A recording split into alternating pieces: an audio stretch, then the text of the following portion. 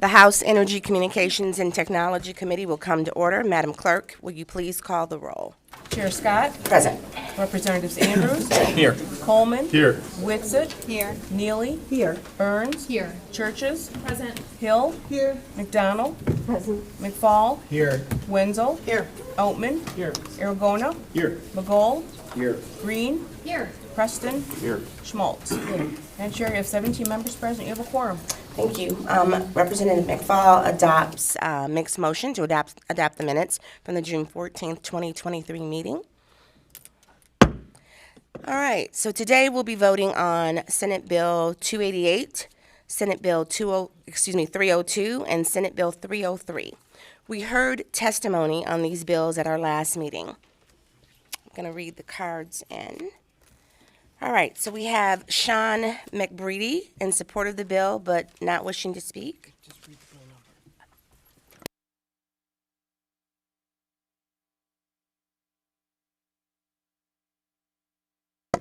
All right, so Senate Bill 288.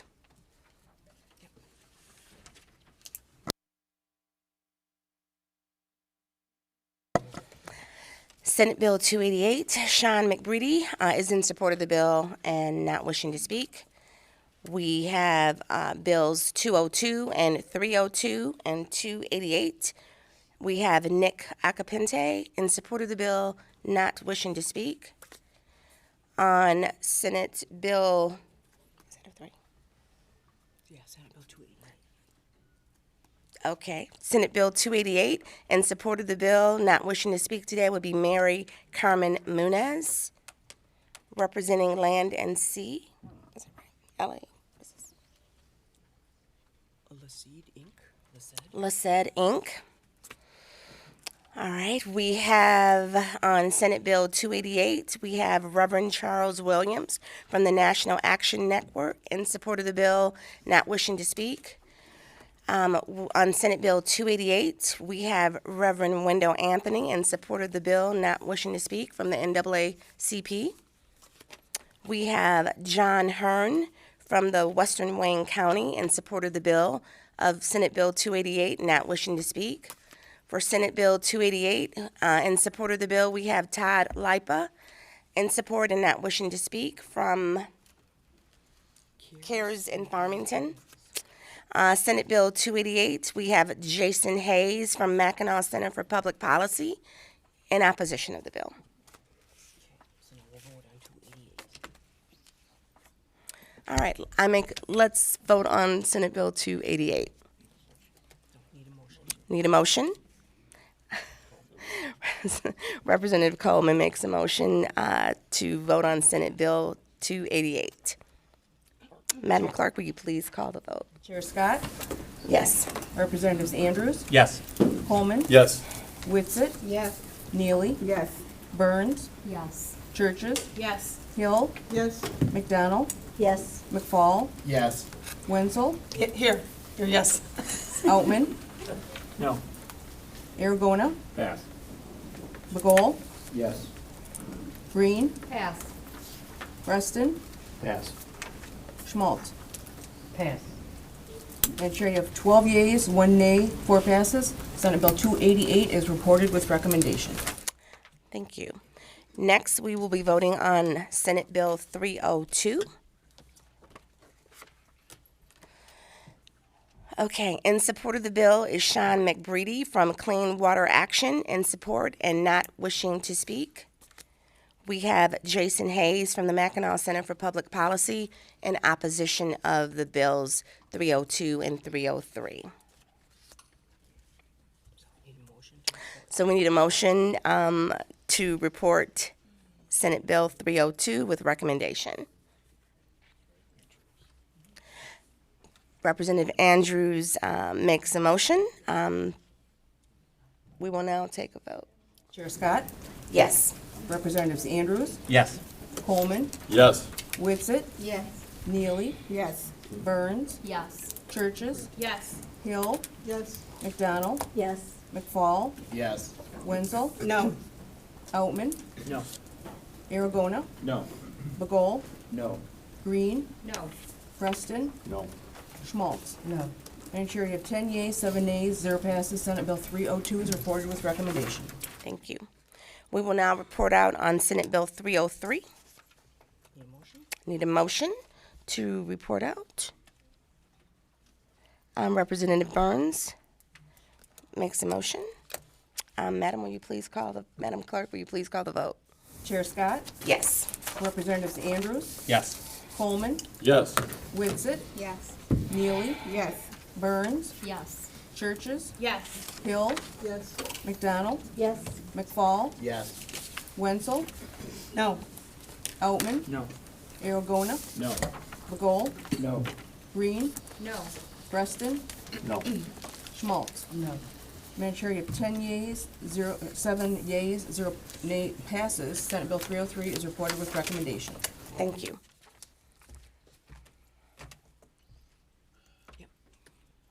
All right. We will now take testimony on House Bill 4759, 4760, and 4761. I will ask Representative Pahutsky, will you please come and share your testimony on House Bill 4759 and House Bill 4760, and also Representative Kofia. Thank you. Welcome. Thank you. Thank you very much. You're Good welcome morning, very Chair much. Scott and members of the committee. I'm going to keep my comments brief. I know that the chair worked really hard to help us get this hearing set up, so I want to be respectful of everyone's time. I do want to start off by explaining our goal of this hearing. These are really bold, big packages, and we know that.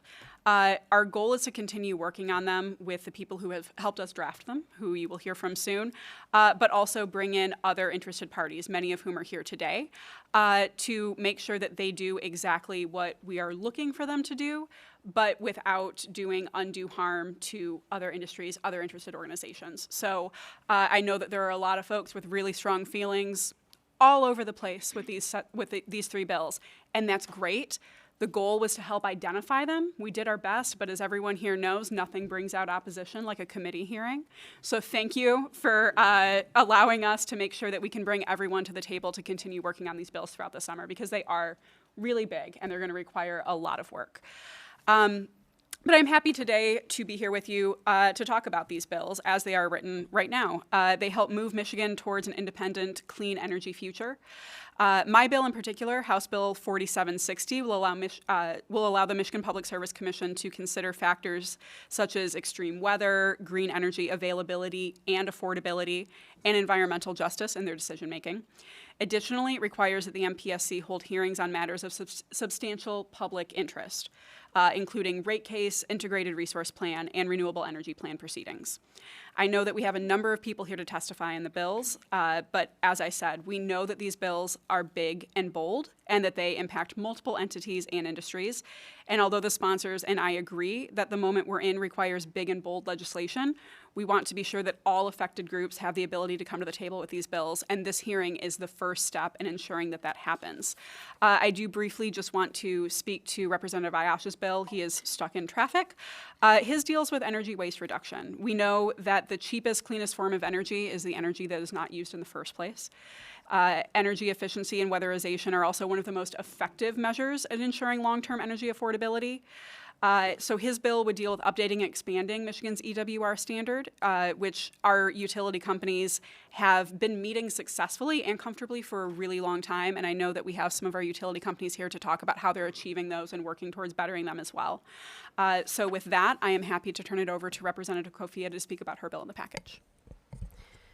Thank you, Rep. Pahutsky. Thank you, Madam Chair and members of the committee for the opportunity to speak to my bill in the package, and will echo what Rep. Pahutsky said. Gratitude for giving us the opportunity to start publicly a really important conversation to bring the stakeholders to the table.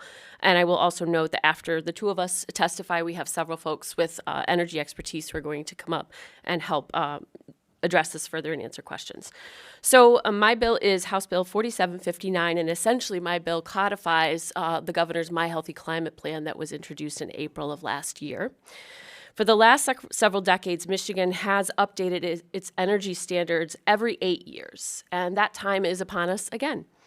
However, this time is special both because of the opportunity presented by federal dollars, significant federal dollars poised to roll into our state from the Inflation Reduction Act, and because the urgency of an increasing level of climate impact on Michigan communities, whether it's northern Michigan, where we just had a 2,500-acre wildfire that raged and took, emergency services from throughout the region, the smoke that we're experiencing from Canada right now, flooding, drought, fire and smoke collectively causing havoc, climate havoc.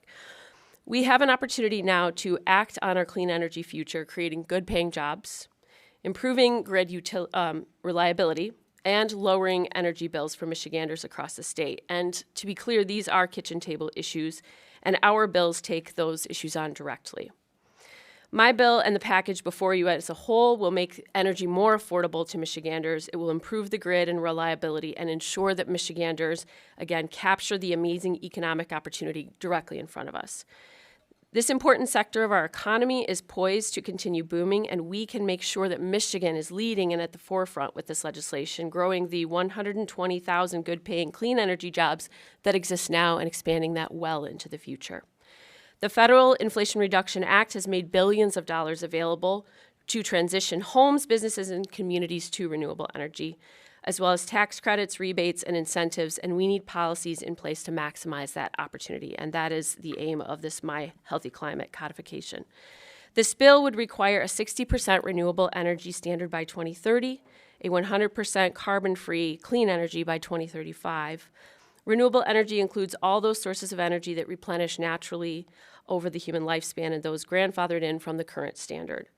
The carbon-free standard includes technologies like nuclear energy that emit no climate-changing greenhouse gas emissions like carbon dioxide and methane. This bill calls for an all-of-the-above approach on technology scale, enabling utility-scale resources and carving out 9% for distributed energy generation projects like rooftop and community solar. This legislation ensures that all Michigan households and communities can access federal IRA dollars and share in the benefits of clean energy generation by guaranteeing that 2/3 of those smaller scale DG projects are located in low-income communities and service low-income customers, including renters and those without suitable property of their own. And to wrap, my bill maintains a level of competition in energy markets, allowing for 50% of renewable energy to come from energy system developers, not affiliated with traditional utility companies. We have proven before in Michigan that when we set clean and efficient energy standards, we not only meet but exceed those standards, and we do it more efficiently and economically than expected. We come in on time and under budget. And if this time for some reason we just can't make it, the bill provides economic and technical off-ramps. But I believe in the people and the industries of Michigan. We build things in Michigan, we lead. I believe in the clean energy manufacturing machine we are building here, and I know we can get it done. And with that, I will give the mic to our energy experts. If there are any questions for us, I'm happy to take them, but some of them might be better answered by the other folks. I actually do have a couple of questions, and I'm sure our, yes, one moment. All right, so tell me, how do these bills make space for load management requirement within Michigan's energy grid? So they're this is going to be phased in over quite some time. And again, part of the reason that we wanted to have this hearing today, we've had some meetings with our utility friends. We want to continue those conversations to make sure that we're not going to overburden the grid. But this is phased in over quite some time to hopefully give a runway up to that. And as Rep. Kofia said, if there is some struggle to get us to this end goal, there are off-ramps that are provided within the legislation. Got it.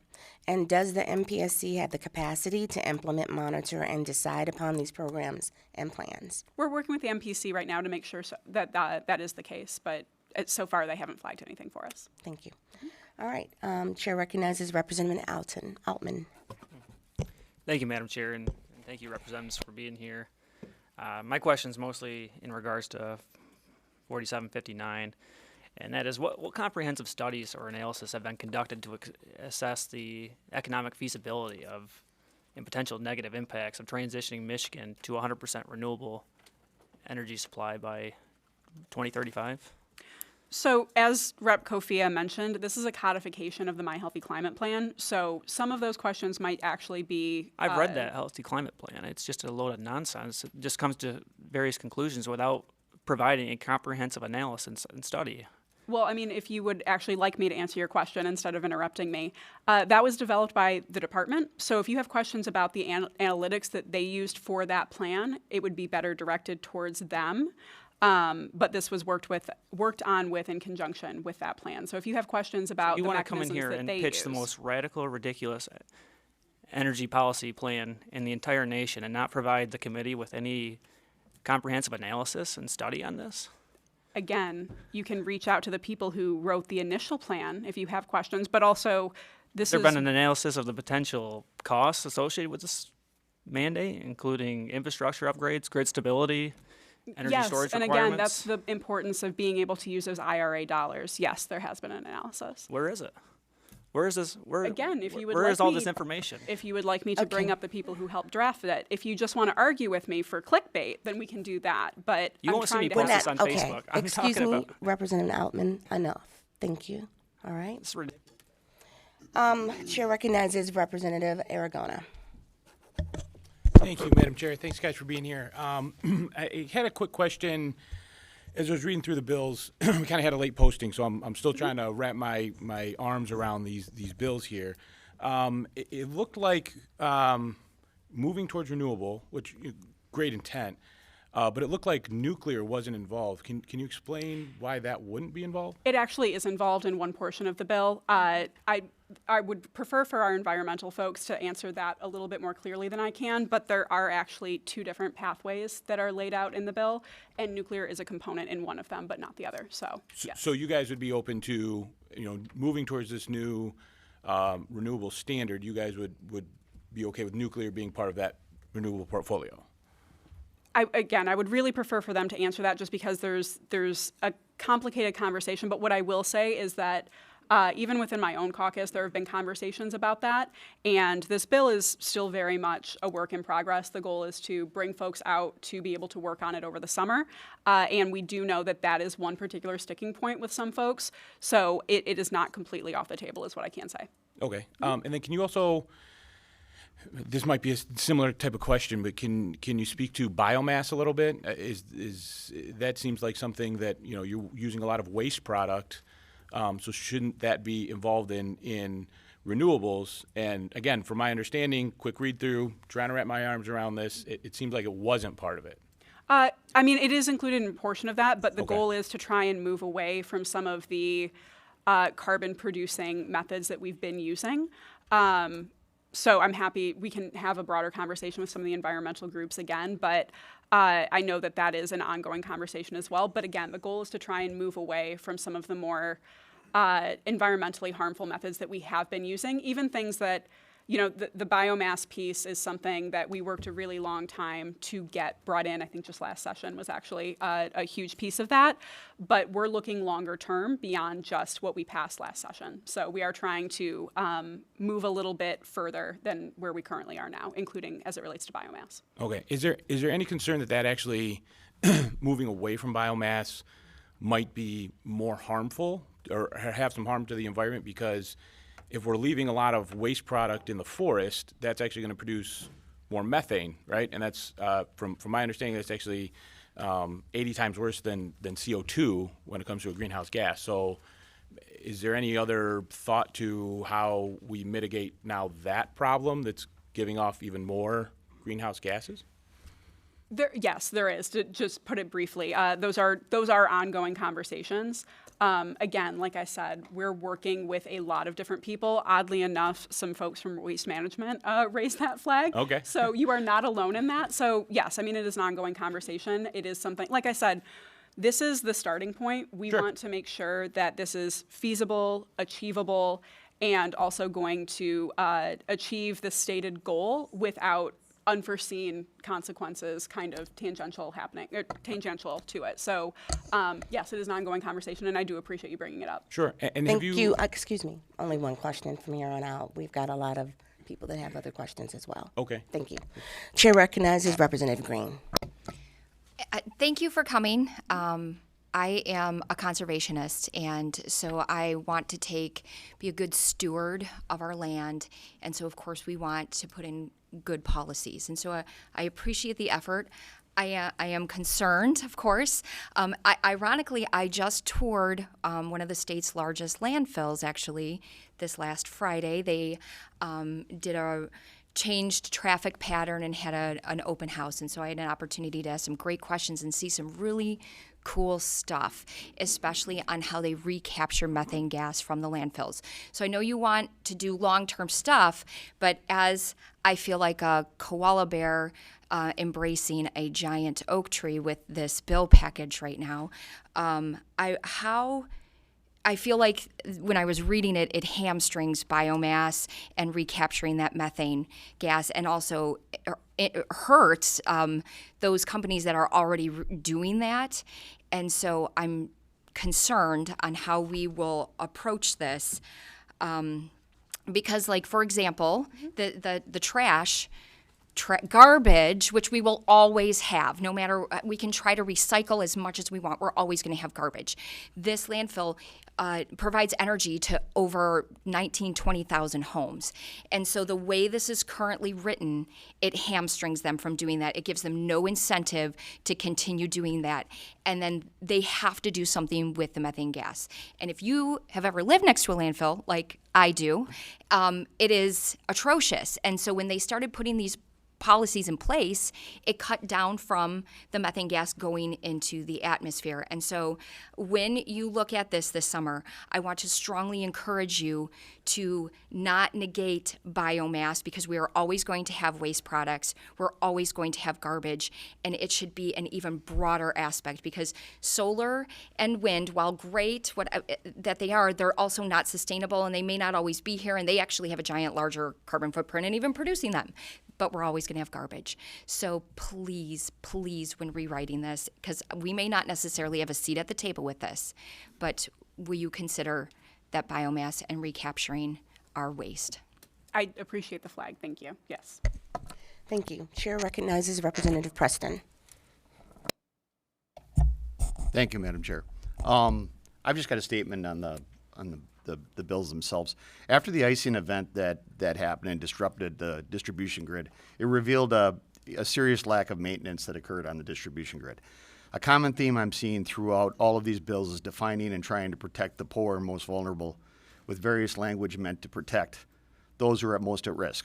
One thing I can promise you is reckless energy policy will affect and increase cost. Perishables will spoil, people will go without power, and using the drumbeat of climate, mandating even heavier investment in renewables will inevitably continue to put our distribution grid that feeds our homes marginalized, underfunded, and neglected. It's there's only so much money in the bowl, and when we're putting it towards these renewable mandates, the distribution grid is not tended to like it should be, and that's what was exposed during the icing issue that we had. Energy generation rooted in best available technology and grid stability is what's necessary, not fairies and pixie dust, which is what these bills try to codify into law. It's dangerous. It will cost lives. It's rooted in theory, not best available technology, and for those that can't afford backup generators, batteries, home solar, it will make their lives much more expensive and much more uncertain.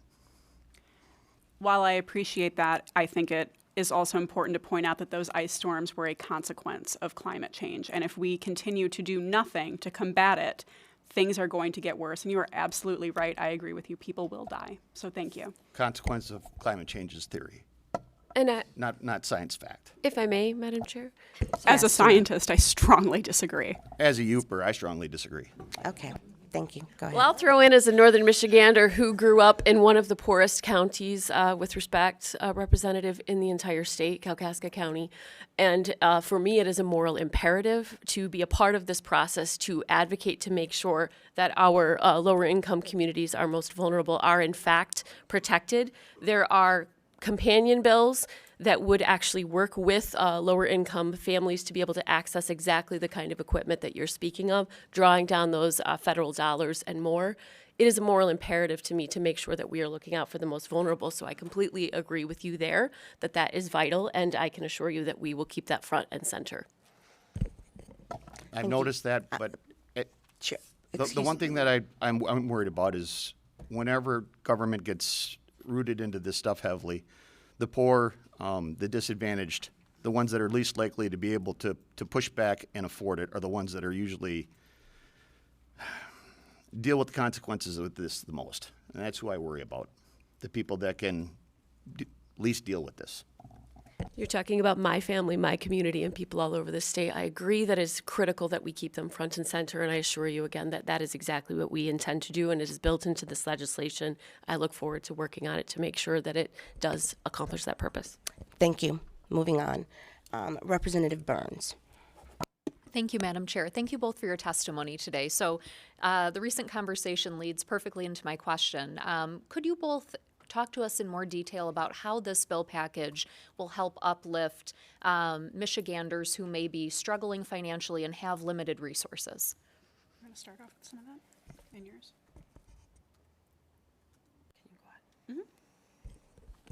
Sure. So particularly Rep. Ayash's bill prioritizes requiring energy waste reduction programs for low-income communities. Obviously, we know there's underinvestment historically in those areas, so ensuring equitable benefits for those energy programs is paramount. Additionally, hold on, let me pull up a little bit more about. Okay, great. About Rep. Ayash's bill.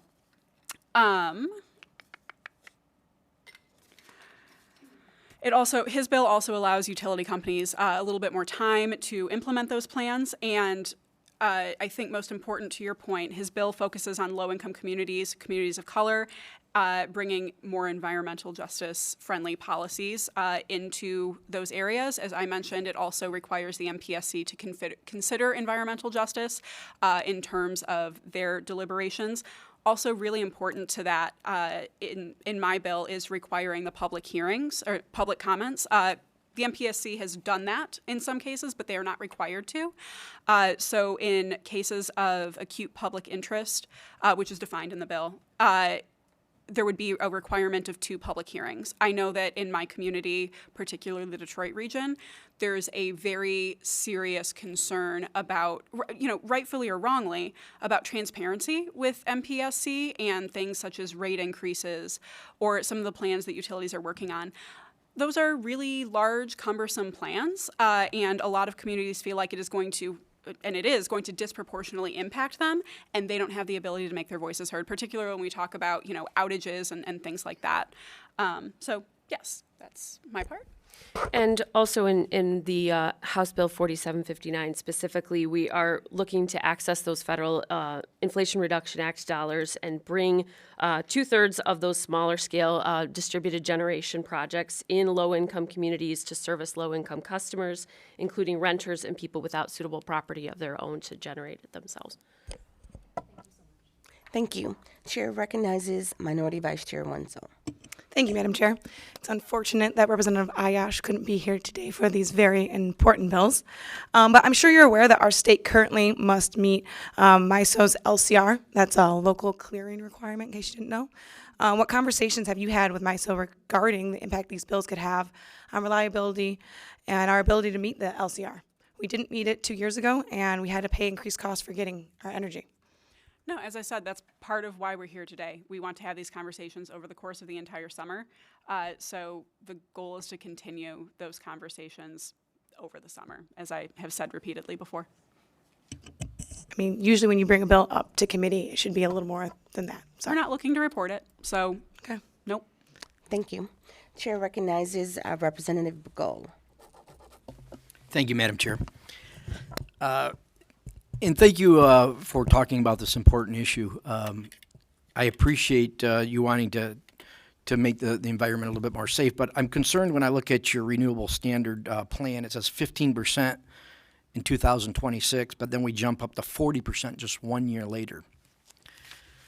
I have some genuine concerns that it won't be able to meet the demands that we need. We're going to see blackouts and things like that. So I'm wondering, why not build out what you want to do now without limiting yourself? In other words, keep everything else online, prove that your plan can work before saying, we're not going to use hydrogen. I mean, Michigan just built a or announced that they want to build a new hydrogen factory, 500 jobs, and that's not even included in the plan. So why not prove before you set us for doomsday and failure? I think, I'm not sure if it's already up there, but we've had some conversations with some of the utilities, and they're already on track for most of these goals anyway, in terms of like being net zero and carbon neutral, things like that. So I understand that some parts of it seem very ambitious, but some of it is also in line with a lot of the updated plans that the utilities are already working on. As I said, particularly as it looks at EWR, they're already comfortably meeting those goals. So there's obviously ongoing conversations, but I don't think that we're asking too much to just accelerate that a little bit, again, because we are having these adverse climate goals. But as I said, the conversations that we're having that are ongoing are based around wanting to make sure that no grid is overburdened in an effort to achieve these goals. So, yeah. And once again, I'm just wondering, why not build it out first, though, before you limit us? I mean, it seems like they're shutting down Let's things. build what out? I'm not quite sure you build say out, it. Build out all the renewable energy that you want to see. Because if we wait until everything is completely built out to start working towards those goals, I mean, how many acres were on fire, are possibly still on fire, actually? Like, we're kind of at the doomsday, just not in the way that you're describing it. Like, we have a finite amount of time where we can still turn the ship around. We can't wait until, like, everything is fully built out to start achieving those goals. I mean, it just, that's not practical. But it's also going to be very difficult to put everything back online if it doesn't supply the energy we need also, right? I mean, we're not going to rip everything up all at once either, so no, I don't think so. And as Rep. Kofia stated, there's off-ramps built into the bill in the event that there are any issues. Thank you. Chair recognizes Representative Coleman. Thank you, Chair. I appreciate the time today, and thanks for coming in. And I know we're not looking to move this right away. So I think it's important that we have this conversation. I know there's a lot of different concerns all across the board here. And a few of the reps kind of stole my thunder, but what I'm concerned about is ratepayers. And I know it talks about affordability in here, but how do we balance being good stewards of our environment with affordability and making sure that folks aren't paying sky-high rates? You know, that's really my big concern here. So If Rep. Kofia wants to step in at this anytime, let me know. But that is part of why we're in a very unique moment right now. We do have so many of those IRA dollars to help us invest in this infrastructure to make it more affordable. And if we don't do that right now while we have those funds, we are absolutely looking at a scenario where things are unaffordable if we move at this rate. But that's why we're talking about doing it now, because we're in a really unique place where we have funding available to get some of these systems in place, to meet these aggressive goals, to help combat climate change and to help make ourselves a little bit more independent when it comes to energy that we wouldn't have if it wasn't for the IRA. So that's part of the conversation. And correct me if I'm wrong, I'm looking at one of our representatives from the UP. Already, UP customers pay some of the highest energy rates in the entire country, if I'm not mistaken.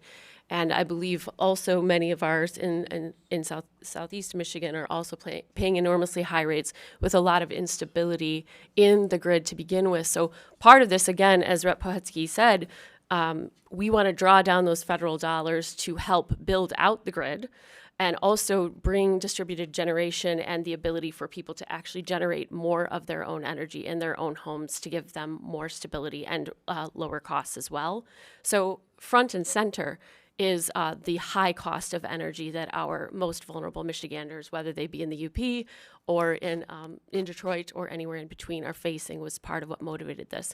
And this is a first draft. It is in pencil to bring people to the table to have exactly these kinds of conversations. Very important. thank you. Thank you. I'm glad you both share that same concern with me. Thank you. Chair recognizes Representative Schmaltz. Thank you, Madam Chair, and thank you, representatives, for being here. You keep saying this is a work in progress, so why are you bringing these bills forward if they're not ready yet? I don't understand. Because they're very, very big.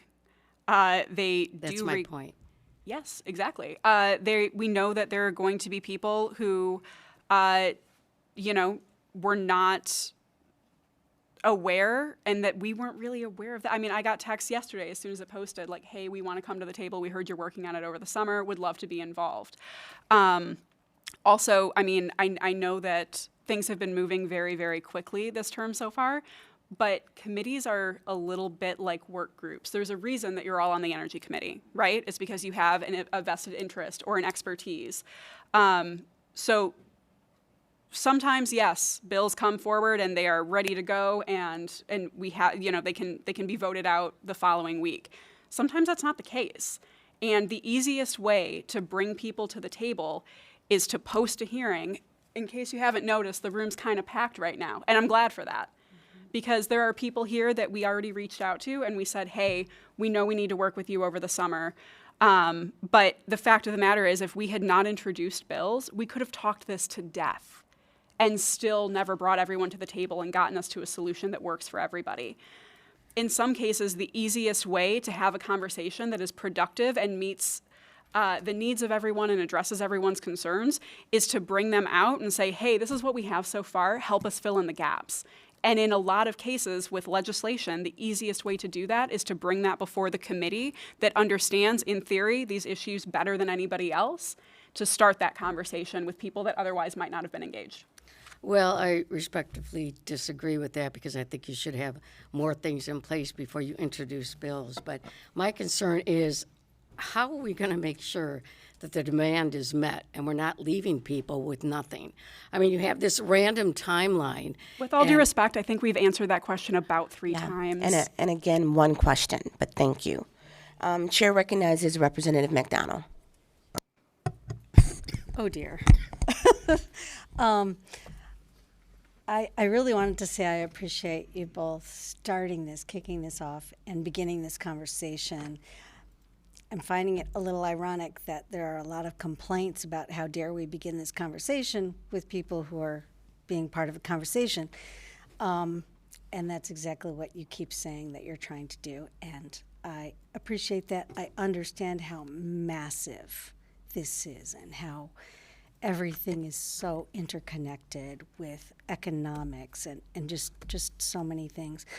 I guess I'd just like to ask that here at the beginning, where we are, beginning of this conversation, why do you think it's so important to be this ambitious? Because sometimes using the words bold and ambitious just tell people, uh-oh, look out, pixie dust. So what is the reason for that?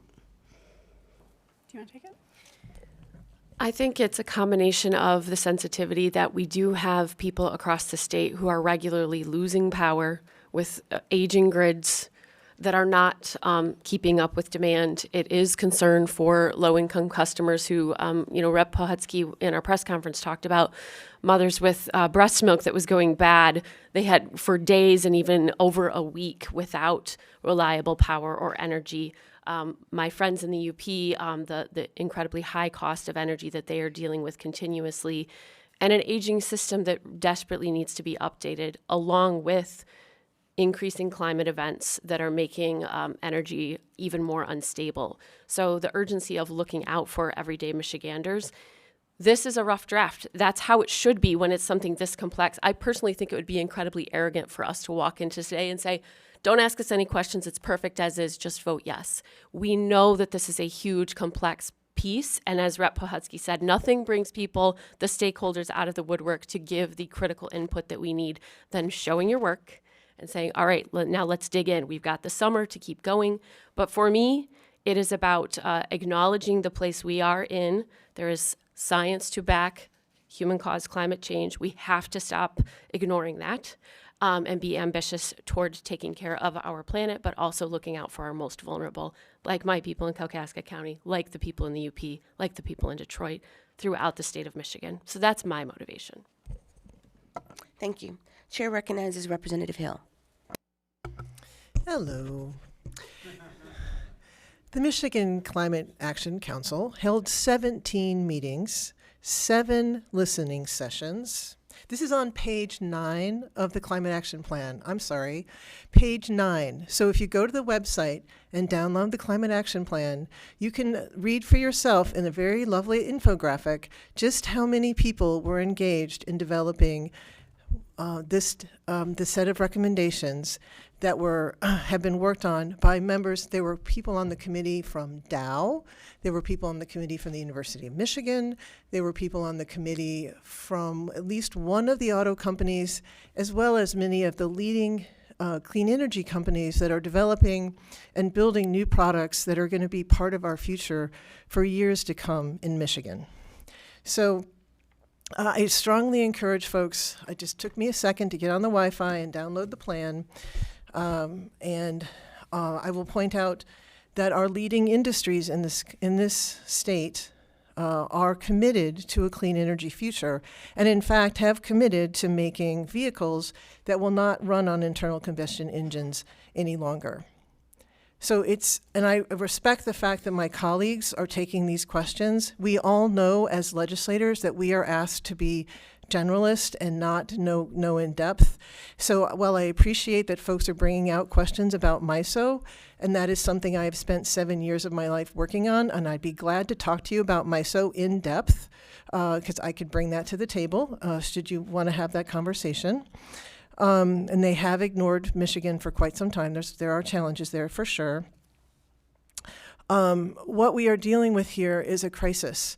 The Women's Center in Marquette's roof collapsed from a snow that was 42 inches on the second day of May. We are living with fear of wildfire right now in the Upper Peninsula.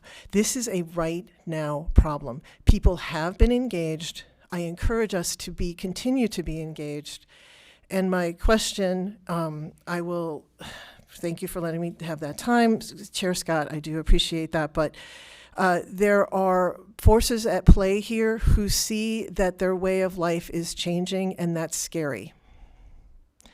And I completely acknowledge that. And so what we are offered here today is a package of bills that will that will continue an ongoing conversation that's being brought to the legislature for the first time, but it has been an ongoing conversation in our economy for the last 20 years. And so I think maybe to bring this all to a close would be the question for my legislative colleagues is, as legislators in developing this policy, what do you see are key criteria for establishing good policy? Just leave it there. I mean, bringing in the folks who tell you that they don't like what you're doing right now, right? I mean, so I'm sorry to put you on the spot. DTE is here because I called them and told them, hey, we're doing a hearing on this. This is going to impact you. I would like for you to come in and talk about it. And then I would like to continue working with you over the course of the summer. Our friends in labor, like you said, when things are going to fundamentally impact your job, your life, your way of life, it's scary, and that's totally understandable. We have meetings set up over the summer with our friends in labor to make sure that this is not going to unduly impact anyone's, the way that they make a living. So it's not just coming into a room and hoping that everyone is going to say you're doing a great job and we love it. It's coming into a room and saying, this is what we have. Now, please pick it apart so that we can figure out what makes it work better and what is not going to be unduly burdensome to you. That's it. Thank you. We just have one more question.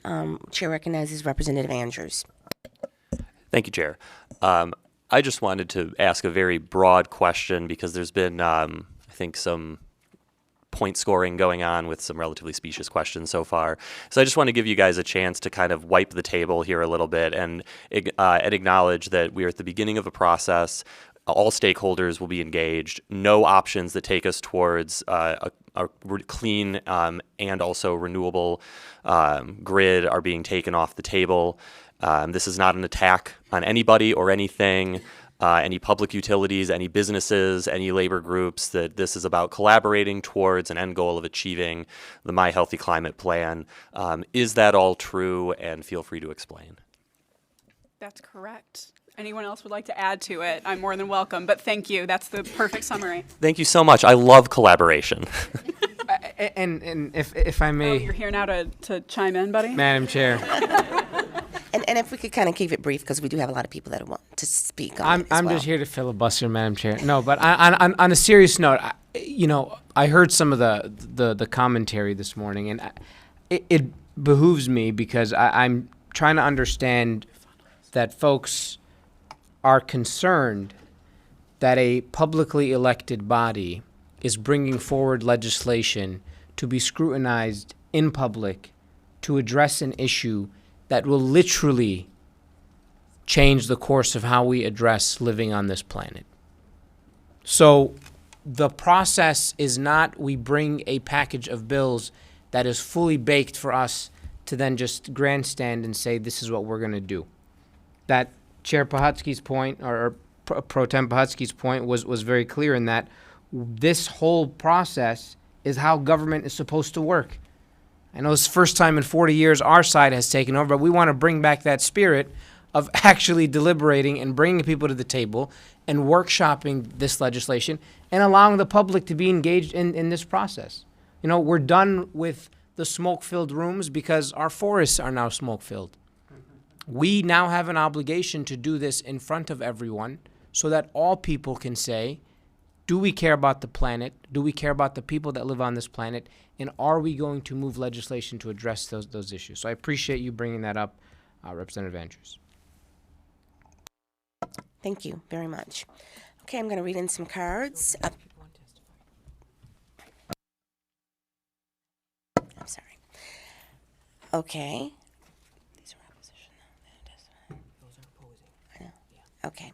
All right. Regarding House Bill 4759. Oh, thank you. I'm sorry. You may go now. Thank you. Appreciate it. House Bill 4759. In opposition of the bill but wanting to speak is Gary Milo from Michigan Business. Oh, Biomass, excuse me. I don't have my glasses on today.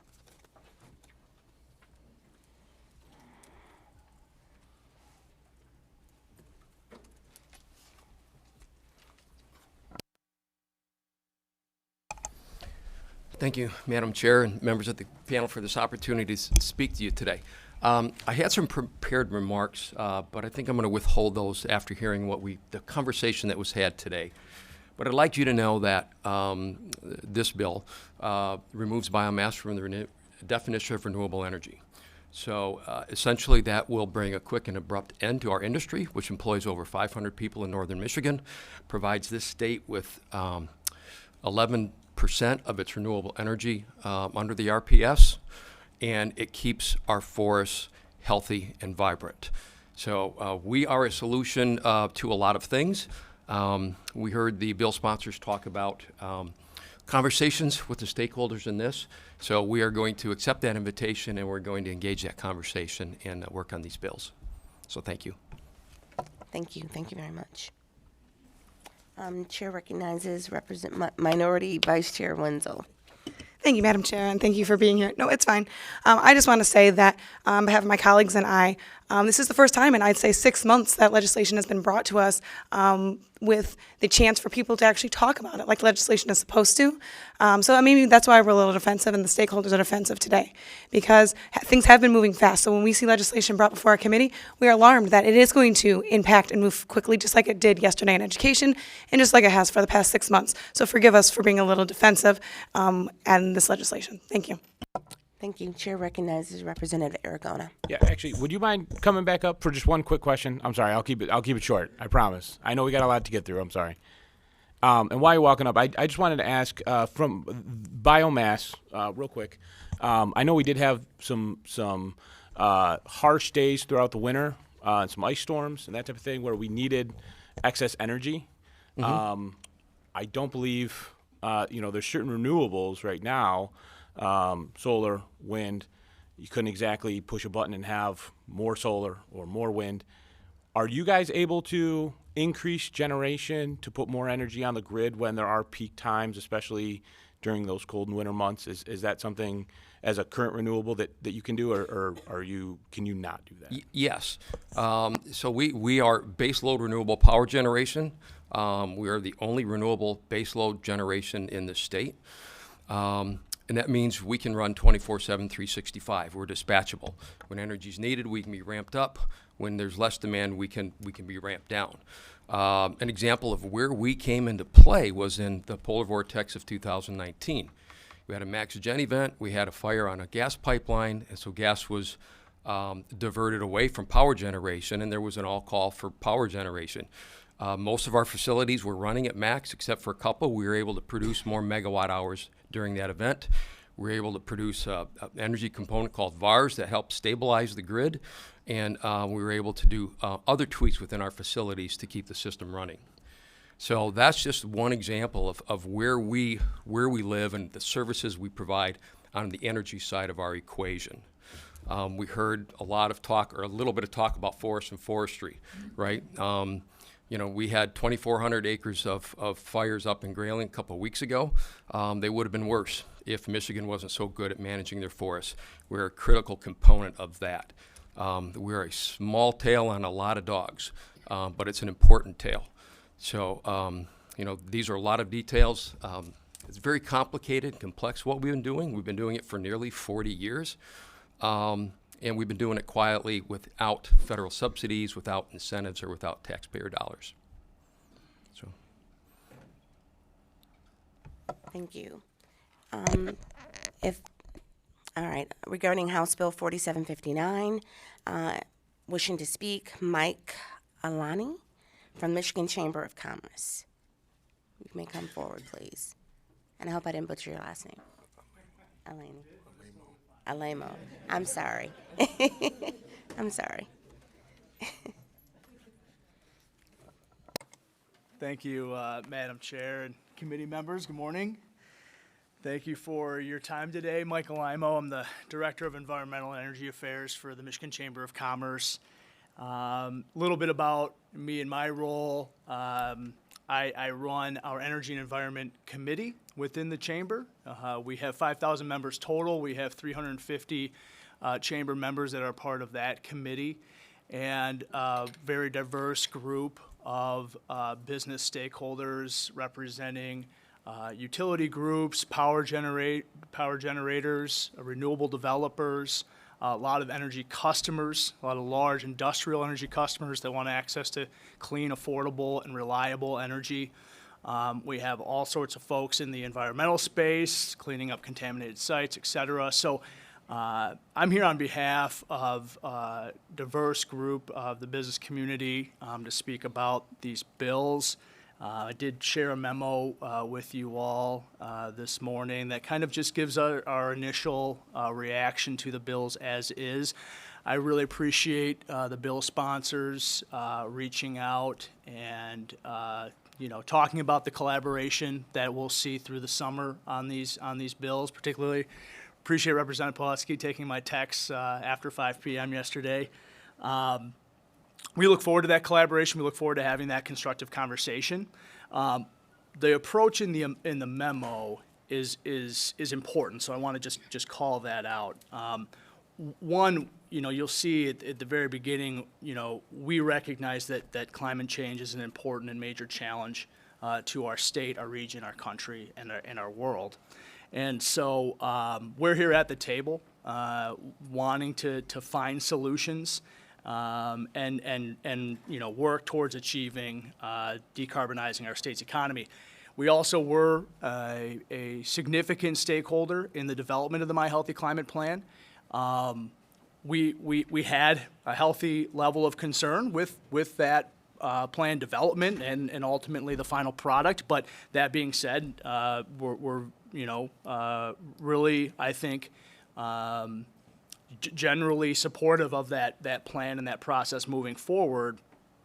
But we do have some key principles that we stand by when we look at energy policy in the state. And so just real quickly, promoting equity, reliability, and affordability is a top concern. We look at it as this really important three-legged stool for how we approach energy policy. You need to have affordability and reliability as part of any energy policy. So when we look at the clean energy transition, those key parameters have to be kept in mind, and ensuring that, when we talk about equity, it's equity among, certainly, the affordability for those that can afford energy, but it's also equity among rate classes. And so we do have concerns that, these bills as written would affect the current cost allocation model, which is essentially a user-based fee, right? I mean, it at least tries to take that approach, and that if you use it, you pay for it in Michigan. And we do have concerns that, some of the aspects of these bills would affect affordability for other rate classes, and that could lead to an uncompetitive environment in Michigan. Predictable and transparent. Certainly, we want policies that provide a certain level of market certainty, allow businesses to invest, and don't take a disproportionate share of their operational costs. Outcome-based, and we heard some comments on some of that already, but looking at established methodologies that achieve emission reduction outcomes. And so goals are good, aspirational goals are good, but we do need clear regulatory pathways for how we achieve those goals. I'll just speak real quickly to one of the regulatory barriers that aren't addressed in these bills that we hope will be part of the conversation, and that's on renewable siting. So we talk a lot, the bills speak a lot to, achieving very, very significant penetration of solar and wind and renewable energy sources, and that's good. That's a positive thing. But we do have challenges right now citing even small projects. I mean, small utility scale projects right now are seen with significant pushback at the local level, and I know some of you are familiar with that happening in your own districts. So that's a significant barrier that, again, we can put that goal into place, but if we can't, achieve that goal because we can't cite these projects, it's obviously hugely problematic. I'll just speak to number 5 on invest in innovation diversification. There are other technologies and that can achieve decarbonization, can achieve lower carbon or emissions footprint. Carbon capture and utilization storage, we believe, is critical in being able to achieve net zero carbon footprint. If we're ever to get there, we absolutely need to be able to sequester that carbon dioxide and those emissions. So I believe this bill, one of the bills, I think it's 4759, bans the use of that, or at least doesn't allow it to qualify. That's something that I think we should be talking about and addressing. There's amazing innovations going on with the utilization of carbon dioxide and using it in things like cement production in order to actually strengthen cement, and there's a market there available for that. So, there's things in the bill we have concerns with. There's things that are not in the bill that we have concerns with. So we're just looking forward to having a collaborative conversation moving forward. Wonderful. We have a couple of brief questions that want to be asked. Representative Aragona. There we go. Thank you, Madam Chair. Thanks for being here. Quick question I'd actually like to ask of you specifically, because you're part of the chamber. You have a number of members who, I believe you have a number that are publicly traded, correct? Yes. Yeah. So when we had the MPSC before committee a few weeks back, I asked them about rates, and I saw renewables going up, and I saw rates going up. And the essence of my question was that, is that causation or is that correlation? Because if they're separate, that's fine, but do you think there's a direct cause? And the answer is yes, which makes sense, right? Because you're creating this new source of power, this new generation, and now you need to pay for it. So it's being put on these taxpayers. Can you speak a little bit more to that effect? What do you think that's going to look like under these bills under the next couple of years, short-term and long-term? And then my other question was, One question, please. Okay, yeah, can you speak to that as well as specifically the effect also on, a DTE or consumers, because in order to have these renewables, you're going to need to pay for them. You're either going to need to, I would assume, and maybe they can speak to this as well, but issue an IPO or go out to the debt market. You're going to have further shares or higher debt.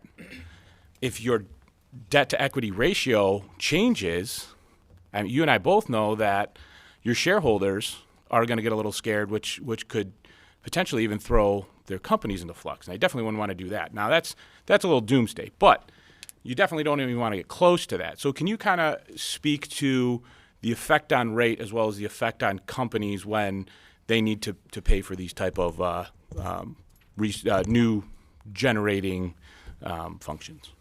Thank you. I think so. I think I can. I'm going to try. Economies of scale absolutely have and will continue to drive down the cost of renewable energy. There's also, been public support and subsidization for these technologies as well. But that aside, we do believe that there is a place for renewable energy in the portfolio. And you need to do that in a market-driven way, looking at, the full portfolio of generation assets, making sure that, those that have useful life are allowed to stay on the grid, and those that are ready to retire be retired. And renewables will continue to play a larger role in that narrative as we see things play out. Certainly, there are challenges in going too far too fast. I think we heard a little bit about resource adequacy and capacity, base load, dispatchable capacity versus energy generation, right?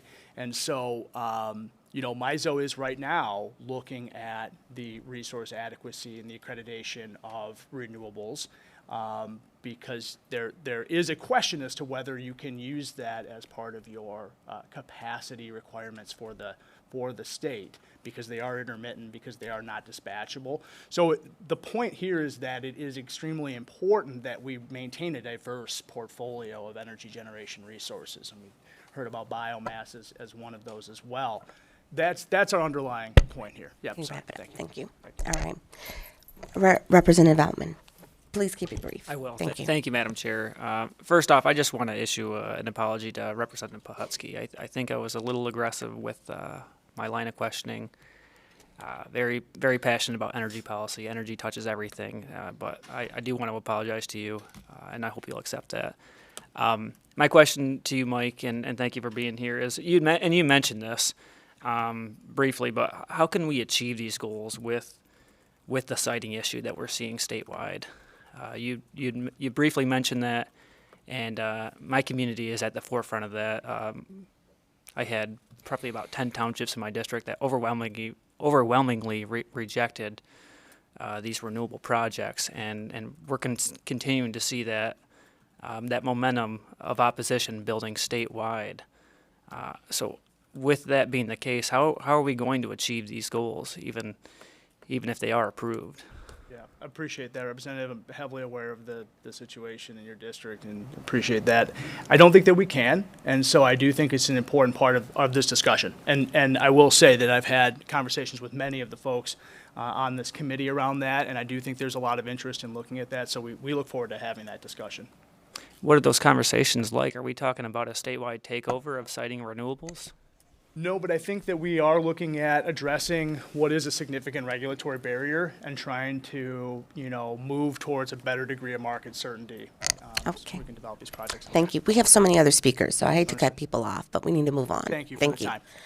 All right. House Bill 4759, 4760, and 4761. We want to call Mike Johnston to the table, who opposes the bill from Michigan Manufacturers Association. And again, we have a lot of other speakers, so if we can kind of keep this brief, would be good. Thank I you. will attempt to make it brief, but Thank I you. sort of a lot to say. But Madam Chair, thank you for the opportunity to be here today. You're welcome. We thank you for the opportunity to be here and offer the manufacturing perspective on proposed energy package before this committee. I'm Mike Johnson, Executive Vice President of Government Affairs and Workforce Development for the Michigan Manufacturers Association. I'm pleased here to be here to discuss energy policy as its critical role in the competitiveness for the manufacturing sector. Manufacturing is the largest sector of the Michigan economy, making up 18% of the state's total output, with $101.34 billion. Manufacturing employs 609,500 people in the state, with an average annual compensation of $85,743. At the outset, let me state clearly that we support the goals of achieving clean energy production. In our view, environmental goals and economic goals should not be mutually exclusive, as they both are necessary to achieve success for the future of Michigan. Manufacturers are acutely interested in energy policy because manufacturing is dependent on affordable and reliable energy to produce goods. Whether producing steel, cement, silicone, glass, rubber, chemical products, or other durable goods, energy is a critical component of production and often the most expensive cost input. Ultimately, the cost of energy is the primary driver in our ability to compete in the global economy. Manufacturing differs from other sectors of the economy in that we don't compete with locations across the street or even within the same state as do other sectors like retail or the service industry. Manufacturers compete with the lowest cost location anywhere in the world. And we have to compete from our Michigan-based location with the cost structures. And if we can't compete here, there are really only two options. One, go out of business or move to a location that has a cost structure that allows us to compete on the basis of price in the global economy. On energy, MMA strongly supports energy policy established in 2016, which is rooted in the necessary ongoing balance of price and reliability. In 2016, legislation created the Integrated Resource Plan approach that allows utilities flexibility to achieve emissions reductions goals without disrupting Michigan's economy. As utilities modify their generation portfolio over time to lower their carbon footprint, the IRP allows them to develop plans that continue to deliver base load capacity for the largest sector of the economy while ensuring price remains competitive. Our concerns about the proposed package before this committee is a fundamental shift from goals to mandates. Goals provide flexibility to ensure the manufacturing economy can compete and continue to grow jobs in the state. By contrast, mandates eliminate flexibility for utilities to continue to balance price and reliability with negative consequences for the manufacturing sector. Every week we get calls from members saying other states are courting them with economic development incentives and often lower energy rates. One recent manufacturer, as an example, spends about $250,000 a month on energy rates and $3 million a year. Mississippi told them they could save them $600,000 a year on the energy bill, and I can tell you that gets a manufacturer's attention, particularly a small manufacturer. As a matter of perspective regarding competition in the global economy, in 2022, China built the equivalent of 2 coal-fired power plants a week. We absolutely do not endorse China's environmental policy. However, they are competing against us economically and with dramatically cheaper energy costs. Michigan alone has no ability to solve the global climate challenge. However, our state energy policy, if not well planned, can dramatically and negatively impact our own state economy. So we urge caution as we all endeavor to reduce our carbon footprint, grow population, jobs, and the economy. Going forward, any change in energy policy must reflect the need to balance price and reliability to be successful. Moreover, energy policy should not zigzag in direction, but demonstrate long-term, predictable, and durable policy. Manufacturing investments are usually substantial with long-term investment horizons. That means investors need to have confidence in stable policy. If investors have reason to believe either prices will not remain competitive or they'll lack confidence in the adequate levels of baseload energy, Michigan will be eliminated from manufacturing site selection lists. So we urge caution in moving forward too quickly on energy policy rooted in mandates that lack the necessary flexibility to achieve balance between price and reliability. Policy must allow the largest sector of the economy to compete on the basis of price in the global economy. Michigan's economy or economic future depends on both current job retention and new job growth. To achieve our environmental goals, our energy policy must be competitive. As we said earlier, environmental goals and economic goals should not be mutually exclusive, but are both necessary to achieve a successful future for Michigan. We stand ready to work closely with you, our utility partners, and the administration to craft an energy policy that is flexible enough to achieve both our clean energy goals and our future economic growth. Thank you. With that, I ma'am, appreciate that. Thank happy to you. take questions. And I apologize. We are going to have to move on. We only have about 15 more minutes, and we have members that have other committees. So thank you. Thank you so much. Calling forward next will be Justin Carpenter from EIBC and also Samartha Madarka from Advanced Energy United. And if you could really keep it very brief, I'd appreciate it.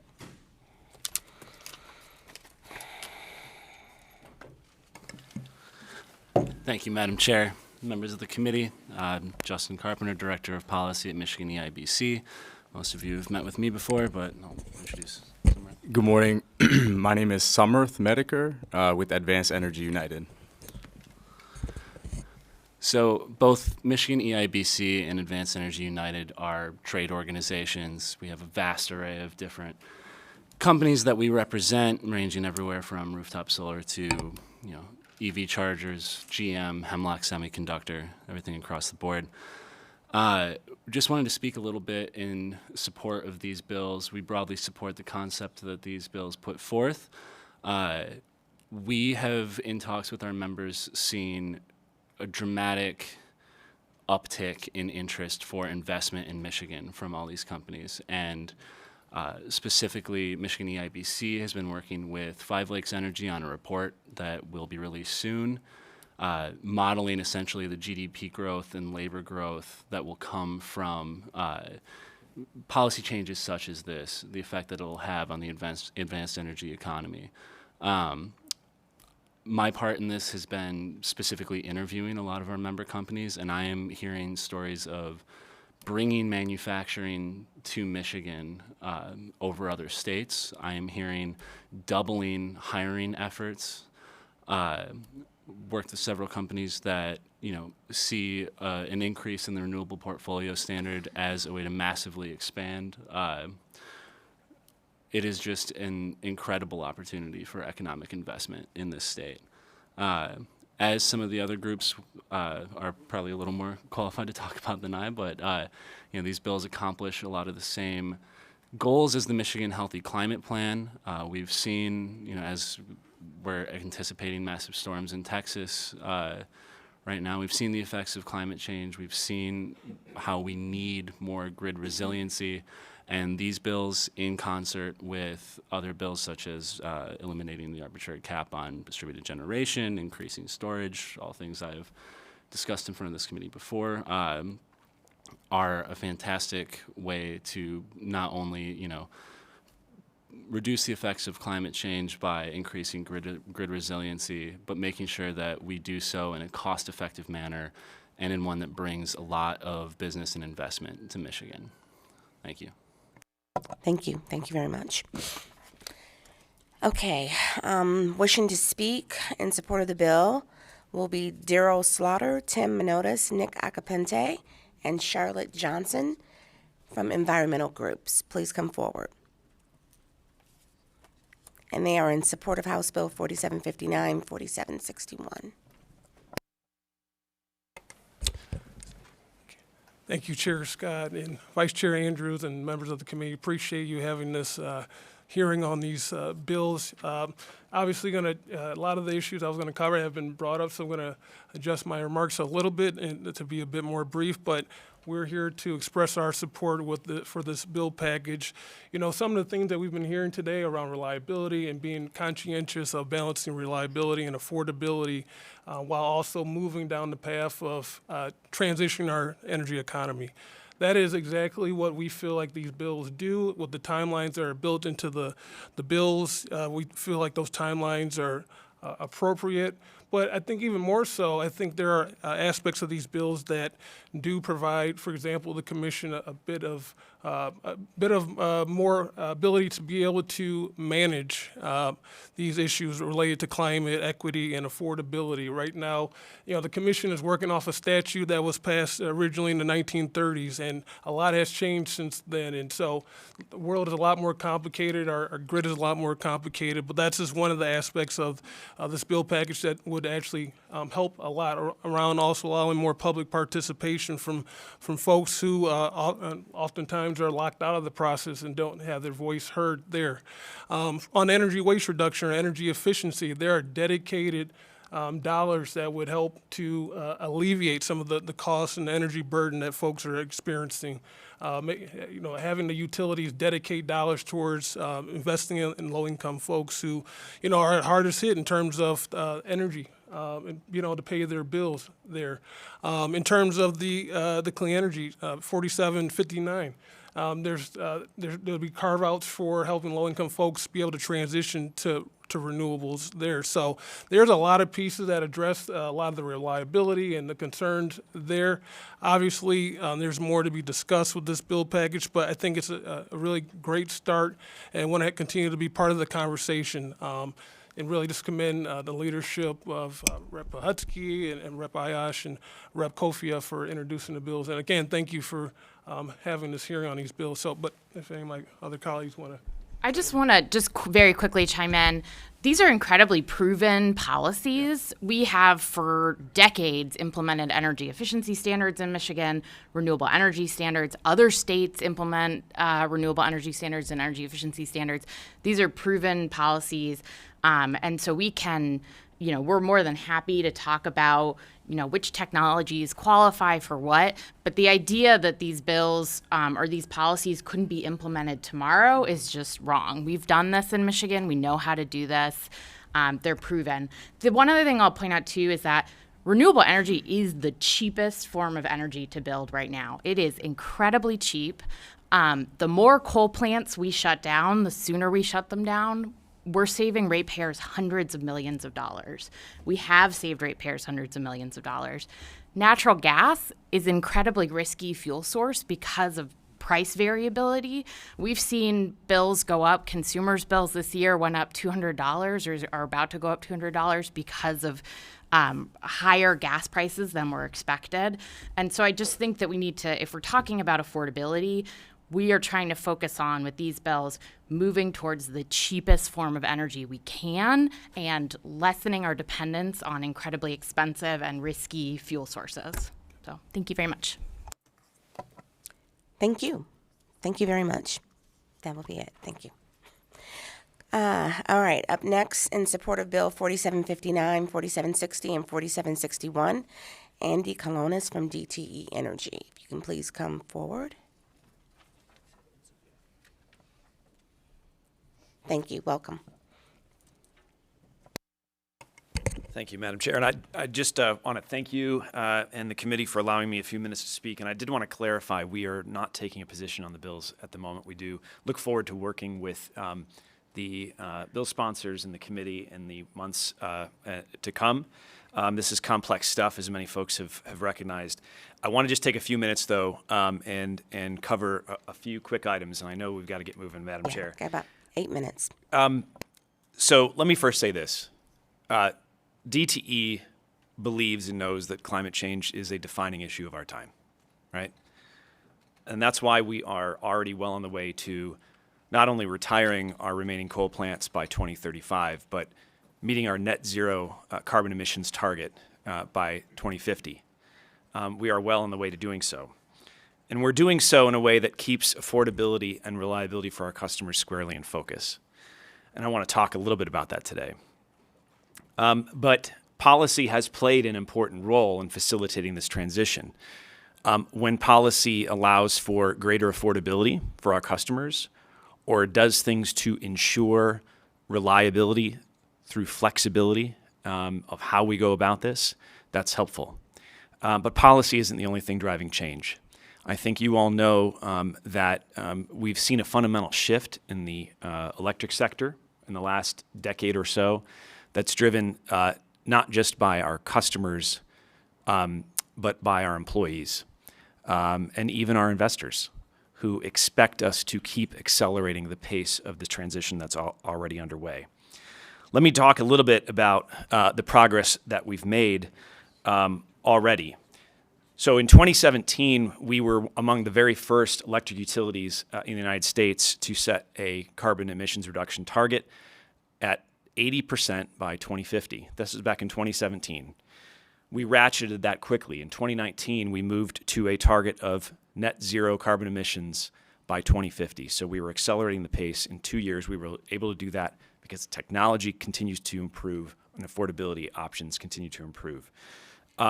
Where are we going to go from here? Well, right now we have a really important moment as our integrated resource plan, you've heard reference to the IRP process already, is before the Public Service Commission.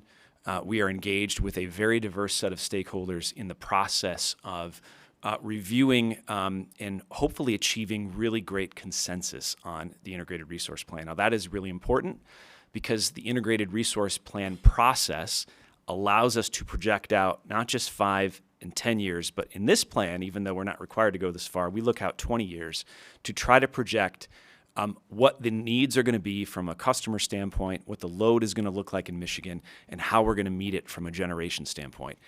The integrated resource process is critical because it allows the technical work to be done by a broad set of stakeholders, including in the environmental community and from a manufacturing industrial perspective, but of course utilities themselves, to come to a consensus on the optimal way to proceed, given the constraints of affordability and the need to ensure reliability so we don't have brownouts, and the need to continue to accelerate our pace to getting to net zero.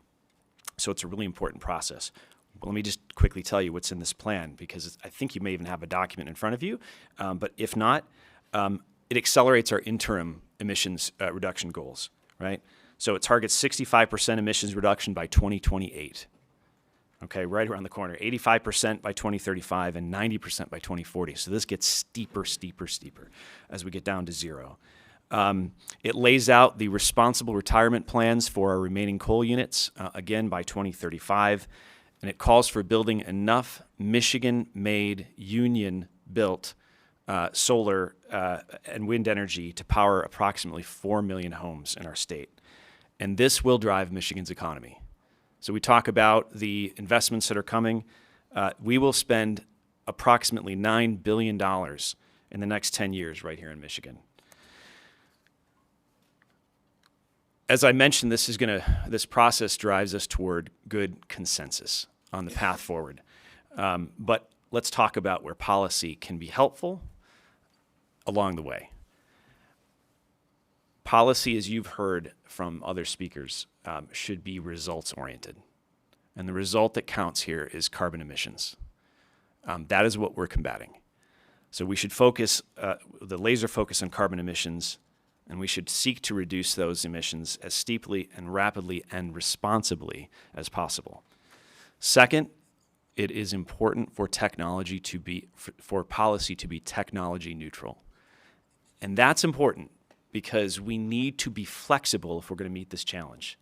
If we are constrained as to what technologies we can deploy or how much of a certain technology we need to deploy, that puts pressure on affordability, it puts pressure on reliability. We need to keep the full toolbox available to us as we go down this journey toward net zero. So that's super critical. And the third is very important as we look into the out years. Policy should be consensus-driven and durable. We need to set a long-term direction for our state, just as we do through the IRP process that a lot of our friends that you've heard from today are very directly involved with this in, because it sets that long-term duration that's important for investment and certainty, but it's also important from a planning perspective because it allows us to more affordably ensure the reliability that we need to deliver for the state. So let me close by saying, Madam Chair, I am grateful to have a moment of your time this morning. We very much look forward to collaborating with the sponsors and the stakeholder community and this committee in the months to come on this very important but very, very technical policy, and we have to proceed with care because there is a lot at stake, as we see in our IRP process. So with that, I will yield back, Madam Chair. Thank you for the time. Thank you. I appreciate your testimony. Thank you so much. And I really want to thank everybody that spoke today. I know that we were a little short with on time, so apologies to that. I also want to mention that Edith Leaf Payne is here today, but we're not going to have an opportunity for you to speak, but thank you very much for coming. Okay, so with no further business before the, one moment. I have about 20 cards that I cannot read, but they will be in the minutes. So I just want to, anyway, this is a hotly heated issue, I can see, with everyone. Thank you for your time today. With no further business being before the Energy Committee, we are adjourned.